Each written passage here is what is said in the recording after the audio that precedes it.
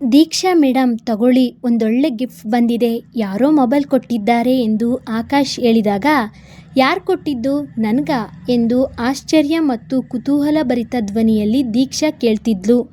ಅಯ್ಯೋ, ಅಷ್ಟೆಲ್ಲ ಎಕ್ಸೈಟ್ ಆಗಬೇಡಮ್ಮ, ಇದನ್ಯಾರೋ ನೀನು ನೋಡಿ ಮರುಳಾಗಿ ಕೊಟ್ಟಿದ್ದಲ್ಲ, ದೀಕ್ಷಾಗೆ ಕೊಟ್ಟು ಆಶೀಶ್ಗೆ ಕೊಡೋದಕ್ಕೆ ಹೇಳು ಅಂತ ಕೊಟ್ಟರು ಅಂದಾಗ, ಯಾರು ಎಂದು ಕೇಳಿದಳು ದೀಕ್ಷಾ. ಯಾರು ಅಂತ ಕೇಳೋದಾ, ಯಾರು ಅಂತ ನಾ ಕೇಳಿದ್ದಕ್ಕೆ ಇಷ್ಟುದ್ದ ಭಾಷಣ ಬಿಗಿದ್ಲು. ನೋಡೋದಕ್ಕೆ ಮಾತ್ರ ಗೊಂಬೆ, ಮುಖದಲ್ಲಿ ಚೂರು ನಗು ಇಲ್ಲ. ಬಟ್ ಸೈನ್ಸ್ ಹುಡುಗಿ ಅವಳು, ನನ್ನನ್ನೇ ಮಿಸ್ಟರ್ ಆರ್ಟ್ಸ್ ಅಂತಾಳೆ ಎನ್ನುತ್ತಾ ಅಶ್ವಿತಾಳ ಕುರಿತು ದೀರ್ಘ ವಿವರಣೆ ಕೊಡುತ್ತಿದ್ದಂತೆ ದೀಕ್ಷಾ, ಅಯ್ಯೋ ಅವಳಾ, ಗೊತ್ತಾಯ್ತು ಬಿಡು, ಅಶ್ವಿತಾ ಅಂತ, ಜಂಬದ ಕೋಳಿ ಅವಳು. ಅಶ್ವಿತಾ, ಕ್ಯೂಟ್ ನೇಮ್ ಎಂದು ಮೆಲ್ಲನೆ ಹೇಳುತ್ತಾ ತನ್ನ ಸೀಟಿನತ್ತ ನಡೆದ ಆಕಾಶ್. ಇತ್ತ ಪಾರ್ಟಿ ಶಾಪಿಂಗ್ ಮುಗಿಸಿ ಬರುವಾಗ ಸಂಜೆಗತ್ಲು. ಯಾವುದೋ ಹಿಂದಿ ಸಾಂಗನ್ನು ಗುನುಗುತ್ತಾ ಒಳಗೆ ಬಂದು ಪಪ್ಪಾ ಎಂದು ಮಂಜುನಾಥರ ಕುತ್ತಿಗೆಗೆ ಜೋತು ಬಿದ್ದಳು ಅಶ್ವಿತಾ. ಈಗ ಬಂದ್ಯಾ ಬಂಗಾರ ಎಂದು ಹಣೆಗೆ ಮುತ್ತಿಟ್ಟು ತಲೆ ಸವರತೊಡಗಿದರು ಮಂಜುನಾಥ್. ರಾಮ್ ರಾಮ, ಎಲ್ಲೆಲ್ಲಿ ಸುತ್ತಾಡಿ ಬಂದಿದ್ಲೋ ಏನೋ, ಕೈಕಾಲು ತೊಳೆದಿಲ್ಲ, ನೀವೇ ಅವಳನ್ನ ಹಾಳು ಮಾಡ್ತಿರೋದು. ಹುಡುಗಿರು ಮನೆಗೆ ಬರೋ ಹೊತ್ತಾ ಇದು, ಸ್ವಲ್ಪ ಬೈದು ಬುದ್ಧಿ ಹೇಳೋದು ಬಿಟ್ಟು ನೀವೇ ಅವಳನ್ನ ಹಾಳು ಮಾಡ್ತಿರೋದು. ಗಂಡ್ಮಗ ಆಗಿ ಅವನು ಅಡುಗೆ ಮಾಡೋಕ್ಕೆ ಸಹಾಯ ಮಾಡ್ತಾನೆ, ನೀನು ಊರಿಡಿ ಅಲಿತಾ ಇರು ಎಂದು ಒಂದೇ ಸಮನೆ ಮಂತ್ರೋಚ್ಚಾರಣೆ ಮಾಡುತ್ತಿದ್ದರು ಅನುರಾಧ. ಮಮ್ಮ ಸುಮ್ಮನಿರ್ತೀಯಾ, ಅಡುಗೆ ಕೆಲಸ ನಾನು ಮಾಡೋದಾ, ವಾಟ್ ರಬಿಶ್ ಮಮ್ಮ, ಅದೇನಿದ್ರು ನಿನ್ನ ಹೆಣ್ಮಗನಿಗೆ ಹೇಳು ಎನ್ನುತ್ತಾ ರಿಮೋಟ್ ಹಿಡಿದು ಚಾನೆಲ್ ಚೇಂಜ್ ಮಾಡತೊಡಗಿದಳು ಅಶ್ವಿತಾ. ನನ್ನ ಮಗಳು ಏನು ಕೆಲಸ ಮಾಡೋದು ಬೇಡ, ಅವಳು ರಾಣಿ ಕಣೆ ಎಂದು ಮಗಳನ್ನು ಸಮರ್ಥಿಸಿಕೊಳ್ಳುತ್ತಾ ನುಡಿದರು ಮಂಜುನಾಥ್. ಲವ್ ಯು ಪಪ್ಪ ಎಂದು ಕುಣಿಯುತ್ತಾ ತನ್ನ ರೂಮಿನತ್ತ ಅಶ್ವಿತಾ ಹೆಜ್ಜೆ ಹಾಕಿದಳು. ಮುಖ ತೊಳೆದು ಫ್ರೆಶ್ ಆಗಿ ಕನ್ನಡಿ ಮುಂದೆ ನಿಂತು ತನ್ನನ್ನೇ ನೋಡಿಕೊಂಡಾಗ, ನಕ್ಕರೆ ಚಂದ್ರನಂತೆ ಕಾಣ್ತೀರಿ ಅಂದ ಆ ಹುಡುಗನ ಮಾತು ನೆನಪಾಗಿ ನಗೆ ಕೆನ್ನೆಯವರೆಗೂ ಹರಡಿತು. ಏನೇ ಒಬ್ಳೆ ನಗ್ತಿದೆಯಾ, ಯಾರಾದರೂ ಪ್ರಪೋಸ್ ಮಾಡಿದ್ರಾ ಹೇಗೆ ಎಂದು ಕೇಳುತ್ತಾ ಆಶೀಶ್ ಅವಳ ರೂಮಿನೊಳಗೆ ಬಂದ.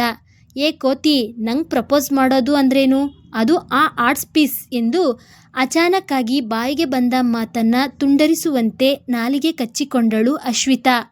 ಏನಕ್ಕ ಎಂದು ಹೇಳುವಂತೆ ಪಟ್ಟು ಹಿಡಿದು ಕೂತ ಆಶೀಶ್. ನಡೆದಿದ್ದೆಲ್ಲವನ್ನೂ ಹೇಳಿ ಮತ್ತೊಮ್ಮೆ ನಗುತ್ತಾ ಕನ್ನಡಿ ನೋಡಿಕೊಂಡಳು ಅಶ್ವಿತಾ.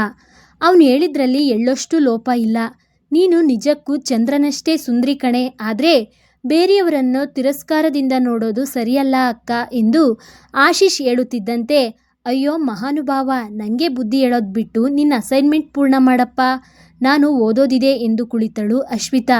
ಎಷ್ಟೇ ಹಠಮಾರಿಯಾದರೂ ಅವಳು ಓದಿನಲ್ಲಿ ಸದಾ ಮುಂದೆ. ಇವಳಿಗೆ ಹೇಳೋದ್ರಲ್ಲಿ ಅರ್ಥ ಇಲ್ಲ ಎಂದುಕೊಳ್ಳುತ್ತಾ ತನ್ನ ರೂಮಿನತ್ತ ತೆರಳಿದ ಆಶೀಶ್. ಓದಲು ಕುಳಿತ ನಂತರ ಮತ್ತೆಲ್ಲ ಮರೆಯಿತು ಅಶ್ವಿತಾಳಿಗೆ. ಪ್ರತಿದಿನ ಕಾಲೇಜ್ ಕಾರಿಡಾರಲ್ಲಿ ಓಡಾಡುವಾಗ ಕಣ್ಣು ಅಕಾರಣವಾಗಿ ಮೇಲಿನ ಕಟ್ಟಡದತ್ತ ನೋಡುವುದು ಸರ್ವೇ ಸಾಮಾನ್ಯವಾಗಿತ್ತು ಅಶ್ವಿತಾಳಿಗೆ.